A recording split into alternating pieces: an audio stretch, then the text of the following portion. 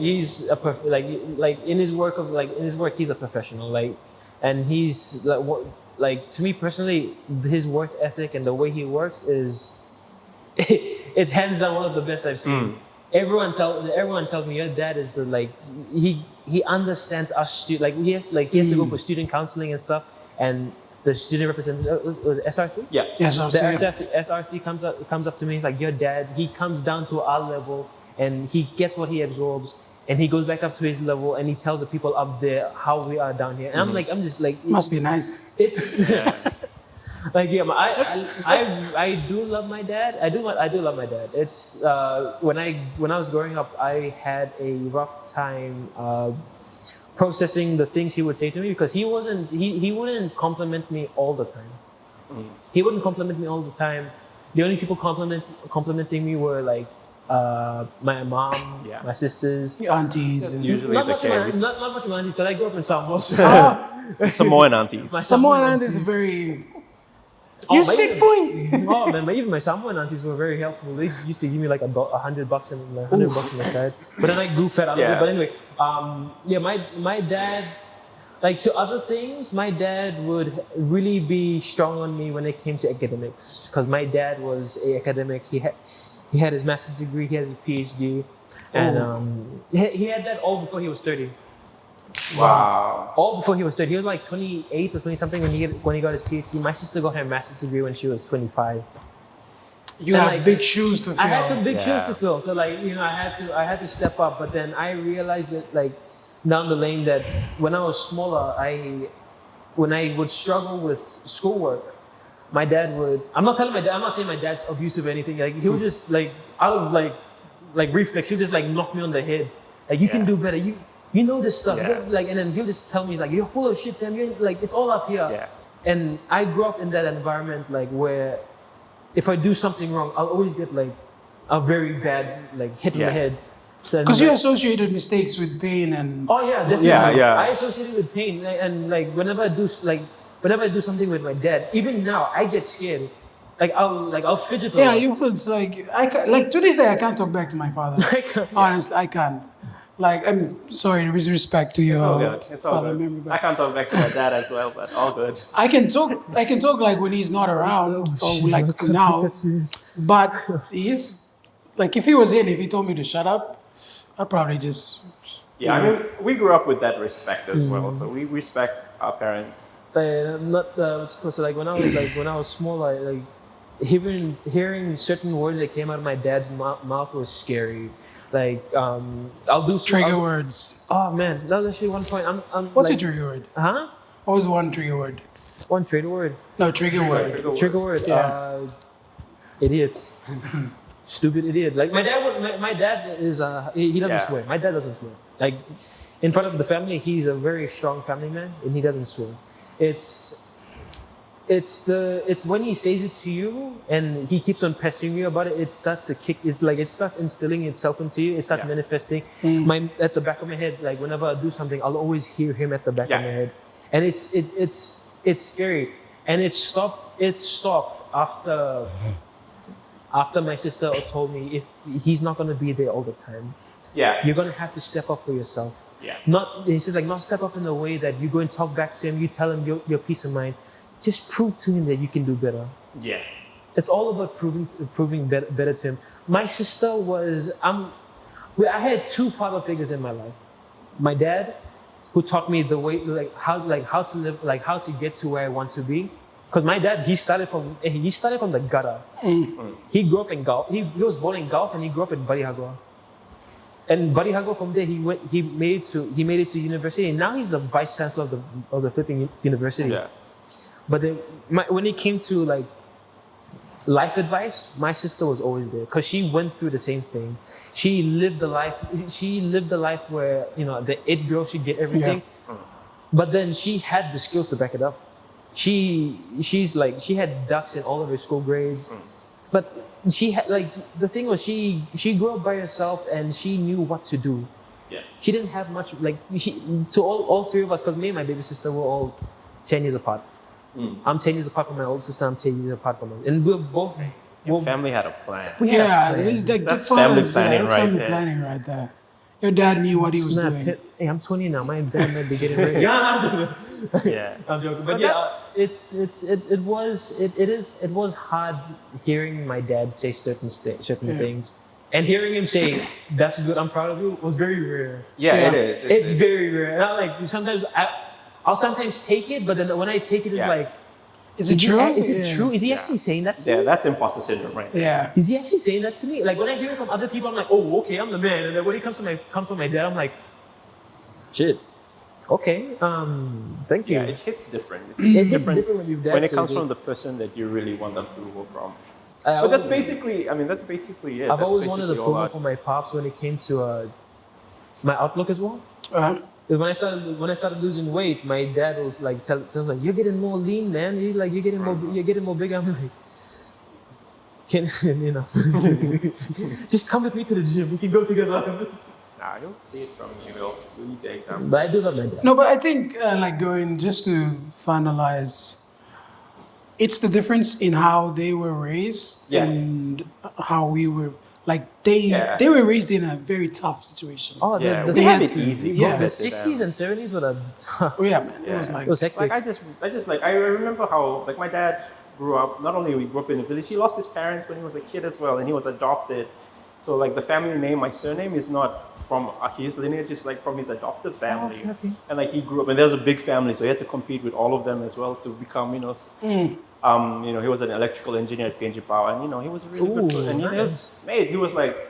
He was a really smart person, and this understanding where he was coming from, and he was like, "You guys are kind of spoiled because I've worked so Yeah, hard yeah. and I've given Oh, you yeah, all yeah, of that, and then Yeah. now you guys trying to take it for granted." For Like, granted, yeah. like once you understand where your parents are coming from, like it kind of shifts everything. Even though like those criticism, it hurts and it stings, but you understand better. But then that's not an excuse to remain where Who you you are. are. Yeah. Like that's why I related so well with David Goggins, not because of his mindset, but because of he had such a troubled relationship with his dad because his dad was very abusive. Like our dads are like, okay, they just talk hard at us, and Yeah. we were kind of a bit weak to handle it. But he grew up in a very abusive relationship, and he let that define him for a lot of the early years of his life. The And then he just doubts. like, no, I'm not gonna let this define me anymore. I'm not gonna let the abuse and the fact that we were poor and my mom was struggling and all of that. Like his dad was a hardcore gangster. Like Damn. that was the environment that he grew up in. But then and that like I relate so well to that because I had to come to a point where it's like I'm not gonna once I recognize where all these negative voices and these persons like I'm not gonna let you guys win anymore. I came to a point where I was sick and tired. I was like, I'm tired of feeling like this. I'm tired of feeling like this. I had trouble believing people when they complimented me. Oh, Yeah. yeah. And then I was like, why do I keep saying that? And like I grew up where people saw my potential except me. Like that's a really weird place to be where everybody sees your potential and they talk about you have so much potential to do this, to do this. And it's worse when you don't even see it yourself But because then how you also can have you that. You also have that big question at the back. But something. Yeah, There's exactly. always Yeah, something that's exactly. holding you Because back. again, you grew up in that situation where you've grown up in that kind of criticism where you like, oh, you're good, but and then for me, yeah, exactly. Like, and it's worse because you're conditioned. You're basically setting yourself up for failure. So for me personally, like I really had to change that. I had to like really list down. I did like positive self-affirmations where I had to list down all the compliments that people have told me, and I told them this is how people see me. These are the positive things that people say about me and think about me. And I started every morning. I think I said this already. I recorded all of that list and the list of qualities I wanted to see in myself, and I recorded it in because Zig Ziglar says you have to write it on a list and then look in the mirror and say it, but that was a bit weird for me. So I just recorded it on my phone and then I just put my headphones so it was just me. And I heard my own voice telling me. And that was different because I was changing the voice in my head with my own voice because I was hearing myself telling myself, hey, you're good enough. Hey, you're actually a really good artist. Hey, I believe in you. Hey, you're doing a good job. Hey, you have weaknesses, but you're a work in progress. Like those kind of things that I started to tell myself or listen to, it started to change the way that I was thinking and started the way I was acting. Yeah. And from all of that happened, because of all of that happened, I had a very low self-esteem and a very poor self-image about myself. And just by doing that simple exercise of changing and just talking to myself, it's just basically changing how you think and how you talk about yourself. How often do you do that in a day? it's got to a point where it's habitual, where I don't have to do the exercise anymore. Like I But when remember you were starting, like in the first, when I was starting, maybe it must have taken me like a month or two, or even like. so you wake up in the morning. First thing, just put my headphones on, and I just. And sometimes I'll be in my bed, and you know how sometimes you wake up and you just don't want to get out of bed. Yeah. So that's what I used to do, and then I start to that was how I started to motivate it. I realized it worked when one day I had a very bad day, and I was feeling like absolute crap, and then my go-to when to deal with depression is sleep.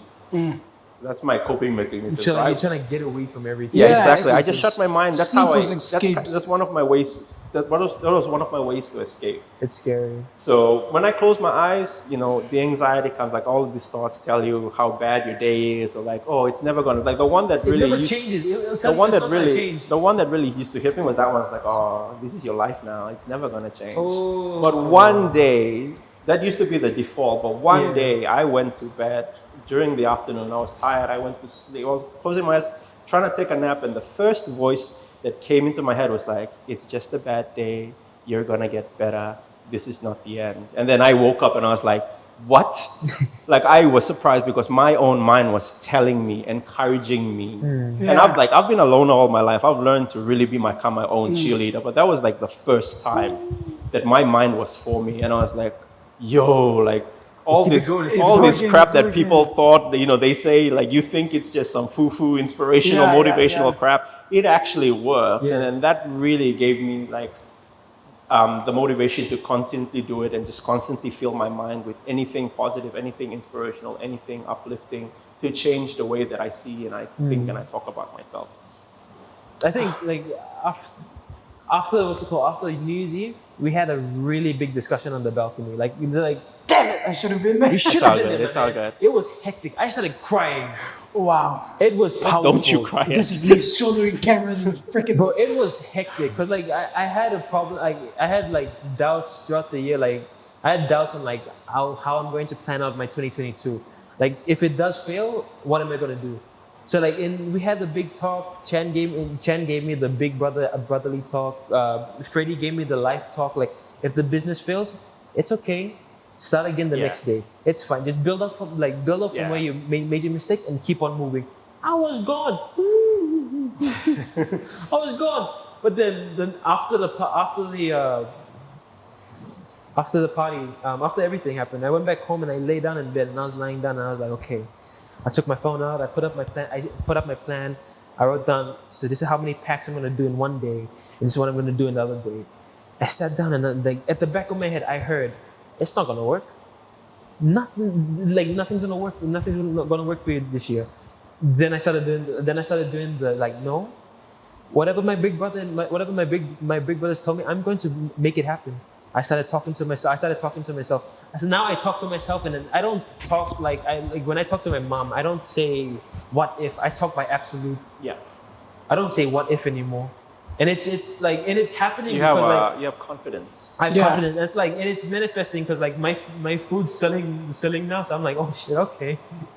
Yeah, and well, that's the thing. Like, if you're struggling to see how like your worth or how good you are, it's always good to see how your work is performing and being received, and you can use that as a metric to measure like whether you're good or not. Like criticism is so important. It can be hard. Like I'm so blessed to have grown up with such a harsh, critical dad because it's toughened up my skin. Like criticism just rolls off my back, or I actually if someone's really harsh in the criticism, like I take a step back instead of trying to defend myself. I'm like, wait, let me try to see where he's coming from because his tone may be off, but what he's actually trying to say might be right. And that kind of attitude towards critics has really helped me a lot. Like I go with the attitude, filter your critics. If their opinion matters, they matter. If not, everybody else's opinion doesn't matter at the end. I mean, if it's not valuable to me and it's not going to help me grow and become better, it doesn't matter. But everything else is fine. But yes, our producer just walked. Yo, Vic! Vic the freak! So anyway, honestly, I like... Are we answering questions? Yeah, no, thank you so much. That's really good. Like, to this day, I swear to God, I kid you not, like, last night, I was just struggling with my own thoughts. Yeah.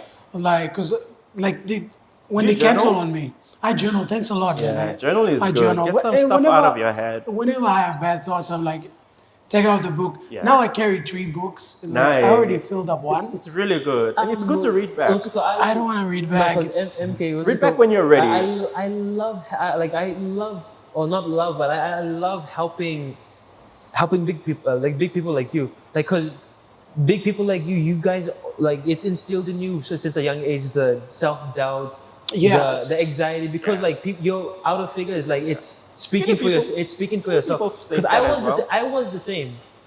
Some of the most insecure people are the beautiful people. True. I've seen, I mean, no, not me. No, hey, I'm telling you, he's big on the outside, but he's good on the inside. Don't ask how he knows about that. Oh, don't leave it open like that, man. No, but on like a serious Yes, note, you were having a bad day. yeah, I was having a really bad day, and then there was this thing I channeled me, and then I watched up on Tom Bilyeu's channel. There was this doctor who invented a way to sort of snap your mind out of your prefrontal cortex to your the back of the head. I forgot the name of it, but it's the part where it makes decisions. So it's like when you count out from 5, so you go 5, 4, 3, 2, 1, and then you say positive affirmations. It's gonna sort of help you not have those bad thoughts. So immediately as you recognize bad thoughts, try to say them and do that constantly in a It's way just constant context switching, just switching your focus. Yes, you switch your focus, and then it's gonna happen. So last night I was going through that, and then my brain just automatically 5, 4, 3, 2, 1, and then I found myself doing it, and I'm like, wow. It's working. So I have to write this down. So I took out my journal, I wrote some stuff down, and then I felt a lot better. Yeah. And then it's like small things like that helps me to deal, because how I used to deal before, I haven't told this to anyone. I mean, I'm sure a lot of people know this if you know me from outside of this, but I used to smoke a ton of weed just to deal. Yeah, I know. I mean, I know. I've heard. I've heard how people cope with that. It's either cigarettes or weed. I remember I started uni, and my friend who stopped smoking, didn't smoke, was like, I'm never going to smoke. By the time we're in the middle of the semester, he used to smoke like 3 packs a day. Smoking just was to like, deal with the stress. stress. It's a stress reliever. It started out as sort of like wanting to be cool in high school, but then it developed into something worse, like dealing with stress. Like if I had a bad day, my first instinct was to go home, smoke some weed, you'll be good. So like to change from that into being journaling, you're teaching yourself how to deal better with cope better with I think the thing is, people have to find a very more mature way to have like an escape room. No, you have to deal with it. There's no better way. Just deal with it. You can escape and you can run as far as you want. I'm not talking about escaping the problem. I mean like when they're by themselves, like they're having like for you it was sleeping, right? Yeah, but like I had to face it because I don't do that anymore because I've faced it. Yeah, and I've forced myself to find solutions. You can escape as much as you want, but you're wasting your life. You're losing days and you're losing hours. You're losing years. You're running away. Basically, you're escaping from who you can be, the best potential, the very best version of yourself. Why would you do yourself? Why would you sabotage your future and your goals? And just why would you hate yourself so much to deny yourself all of that? True. Yeah, that's why you need to read The Subtle Art of Not Giving an F, because that book teaches you to run to your problems. Staple. I'll send it to you. It's a really great book. It's like, it just really challenges. Like that's the book that kickstarted. No, it's by Mark Mason. Mason. I think it's Manson. But it's a really good. We're not American. That book actually got me started on a lot of things. Yeah, that one really kicked me out because I was depressed when I read that book, and it was like, this is what you can do. I thought I was looking for like comfort, and then this was like, no, you're not gonna be comforted, son. You're gonna be like, you gotta deal with all these things that you were dealing with. I mean, you have to step out of your comfort zone to get. Yeah, so I had to deal like that book triggered everything. I had to deal with all my insecurities, my fears, my anxiety, all the things that were really holding me back in my head. All of that I had to deal with. Like, what's it called? Like for me, my problem was like the reason why I became a chef was because I didn't want to pursue academics. Like I'm not saying anyone. Sorry, mate. Are we good? I think the time is I'm not saying up. academics is a problem. Like academics is bad for anyone. I'm just like for me personally. Like for me, academics wasn't it. Like I don't think it will ever make money on the table for like money for me. But It's just not your passion. it wasn't my passion. So like I told, like my dad sat me down, like after he got appointed as the new vice chancellor, he sat me down. He's like, I'm the vice chancellor now. Your grades may be like this, but we can take you to open college and I'll pay for everything. I got the money.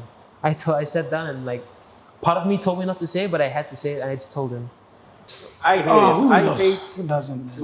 I hate it when kids do it, when young kids do it, and The potential they could have. in the days today, like there are a lot of women issues which are very important and valid, but in the space of mental health, suicide, all of that, men are leading. We own those statistics. It's not local, it's a global statistics.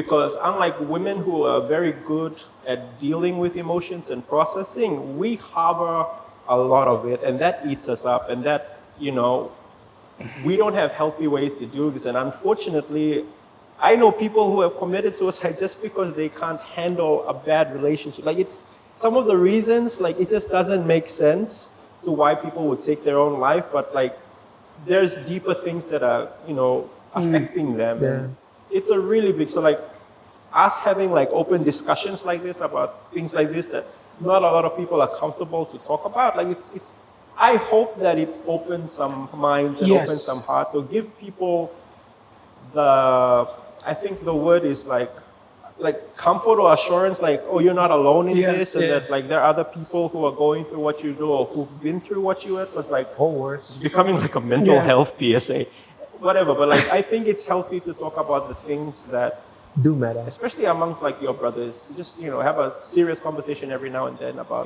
stuff that are really affecting you. Hey, don't be afraid to reach out if you're struggling with like reaching self-doubt, out is the most healthiest way. or just talk to a friend. Message me if you have to. I think we've all been at our lowest at one point. I think I know I've hit rock bottom already. Definitely, and, man. if you would like, if you're there and you just like a little advice on how to get out, or what we did to overcome a lot of these things, or just someone to vent to, just try and reach out to us and DM us, and we'll see what we can do. The best we can do is listen to what you have to say, and that's what all of them like. That's the thing. Like, one of the things, like, I literally went through depression, and I know what it feels like. And one of the things that depression does. Is it makes you feel like you're alone, like nobody else is going through whatever you're going through. And I remember I was on YouTube trying to like look through like the symptoms of depression and try, because I knew I was depressed because it came after my drawing. It was like I didn't want to draw anymore. I didn't want to play video games. Like, when it comes after your passion, that's it. Yeah. And depression wants to kill you. Its goal is to kill you because it just hates you so much. It wants you to end your life. But I'm smart. Suicide doesn't make sense to me. It's not a way. It doesn't make sense to me. So I will never commit suicide. So what it does instead is that it goes after my reason for living. It goes after my passions. It goes after the things that make me excited about life. And all I want to do now is just sleep and just do nothing in bed. That's how dangerous depression is. And once you recognize it, you have to, address it. What's it called? When I was small, I grew up in a Christian household. My mom is a reverend, and she is a very strong Christian. And she would always tell me, like, always give it to the Lord, all your problems. And what's it called? After like I'll always pray about them. I'll always pray about them. But the thing is, like, the thing was, I wasn't really strong at the time. I wasn't really strong. It's pronounced as a lukewarm Christian. Yeah. Lukewarm Christian. It's a Christian that's not very strong in the Lord. That's always like half of him is in Christian life, half of them is in the world. And like to me personally, when I started off my full on Christian walk was back in 2018. I grew up in my Christian life, but then I was on both sides of the spectrum. But 2018, I switched it. I finally found where my value was in Christ. Yeah. I finally found where I stand in the body of Christ, where I am, who I am, and I found out that you are priceless. Yeah. No one can put a price tag on you. You are just like you're God's diamond, gift, apple of His eye. You are everything to Him. Once I found that a value and that assurance, I I looked away from people's way of like complimenting You me. don't validate yourself from other people. Yeah. Yeah, external forces, external Yeah. compliments don't value. Exactly. You know they your don't worth. help anymore. Yeah. But It's like, good. and what did you were saying something about depression. I had a really big problem with depression in 2018. I had like that's the reason I liked this girl, but then I lost weight because of it, but I was doing it for the wrong reasons. Yeah. Right. Yeah. Yeah. And then when the girl went away, it really kicked Yeah. in. I was like, shit, Why am I doing this? why am I doing this? And like the depression set in, and I didn't eat for 3 days, just because of that one stupid thing, this girl, Yeah. and which was for the stupidest reasons. And I just said that the depression set in, and the Lord just told me like, I could like I was lying in bed, and like I could feel like a hand reach to my tricep, this tricep, and he held it, and I was like I thought I was dreaming, and then he's like, just let go. Yeah. Just let it go. Once I let it was like one of the best moments in my life where like God is he's always gonna be Yeah. there. Yeah. He's Yeah. such a beautiful God. Yeah. That was it. Like for me, like I used to pray as well, but my prayers were really angry. I was like I wasn't angry. yeah, you know, like I just was like, okay, like if God's a person and He listens and He, is gonna relate, Might as then well just tell him. might as well just, put it out there. And that was it. Like I really went to a vent. I was like, how come, I'm here right now? I have so much. I have so much potential and so much. Yeah. People say all of this, like, why am I not where I need to be? What have I done wrong? And you start questioning, it's like, haven't I done everything good? Haven't I done anything under the law of this, to live this good life? Like, why am I suffering or paying for this? And I realized, and then that's like, my answer to that prayer is the subtle art of not giving an F. It's amazing because the author is an atheist, but a lot of the principles that he talks about, you can find that in the New Testament. And that's how, like, because it aligned with my faith, it was a way for me. And it was a kick in my face. Like, it was literally a kick in the face because everything that I came to understand that my problem was just not my circumstances, it wasn't my family, it was just my mindset. And I was just a lot of things that I just wasn't dealing with, all these insecurities that are holding me back. And that's the thing, like you just really need to address those voices in your head and Deal with them. Yeah, you need to analyze your self-esteem and you need to analyze your self-worth and those voices, your self-talk, all of that. Because if you don't, all of those things are going to sabotage you as you go. I think we'll talk about self-sabotage another day, but like that's... Oh man, self-sabotage. Yeah, but that's a root. That's a root. Once you address the root, like all the symptoms, self-sabotage, imposter syndrome, all of those things will start to lessen because you're not attacking the fruit of the bad tree, you're attacking the roots. And you're going right to the deep and finding your core values. What are your core values? What are your core beliefs that are making you act this way? Yeah. Because the Bible is very, very clear. For as a man thinks he is, for as a man believes he is. Your actions, everything is all dependent on what your core beliefs are. So basically, if you think a certain way, it's a thought. If you constantly think about it, it becomes a mindset. You constantly use that mindset, it becomes a belief. Once it becomes a belief, it will control everything in your life. Yeah. Everything. And it will tell you, this is what you deserve, this is what you don't deserve. That is it. And the only way to do that is to change what you're feeding your mind and what you're feeding your soul. That's where I'm at right now. I'm trying to change my beliefs. And it's working. We can see. What did you say this morning? 160 to 120? Well, the scale was wrong. The scale was wrong. But I'm pretty sure I weigh less than what I did 5 months ago. But it's a long process. Like it took me, I started my journey in July 2020, Yeah. It was downhill from there it wasn't until Christmas that I made really, really good progress. And things started to go a little bit uphill. Yeah. And then early 2022, 2021, I was figuring, because that's the thing I'm very thankful about COVID and the lockdowns is because I was locked in my room. There was no way to go. So I had to sit down with my thoughts. I didn't like what my thoughts were saying about me. I didn't like it and I couldn't escape. There was nothing I could do to escape. I couldn't go in. I couldn't even come to the gym, because the gym was closed. So I sat with my thoughts. I didn't like it. And I was so sick and tired of feeling like shit. I was like, there has to be something I did about it. And then suddenly all the things started to align. It was a lot of work and a lot of bad days, but we're good. We're at a point where, things are starting to go It's in all an about uphill thing. progress. Yeah, it is. It's all about progress. Just like Tony Robbins said, progress, small wins is a big part of the life. If you don't have progress, enjoy the journey. Yes, it's all about the journey. It is. Nice. Yeah. Like, a big part of the journey is failing. Yeah. And making mistakes. I know we're supposed to wrap up, but like because we started off with like entrepreneurship, like this is one thing that I really want to drive to anybody who wants to start a business, or even if you're creative, like be open to failing and making mistakes. Yeah. I'm a perfectionist, and like I'm dealing with it. Like I have to be trying my very best to lessen my standards. They have to be good enough, Yeah. but like they don't have to be like the very best that I want to be, and that's okay. You can make mistakes.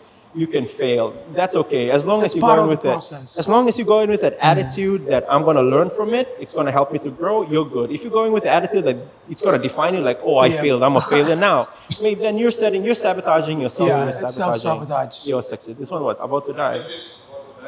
Oh, okay. All right, we'll wrap up. Thanks a lot, Yeah. everyone. If you learned something from it, please reach out to us. Sammy, Chan, Thank Victor you in for the paying back. attention to us. Thanks for listening. See you next time. Bye, Tune in guys. next time. Peace.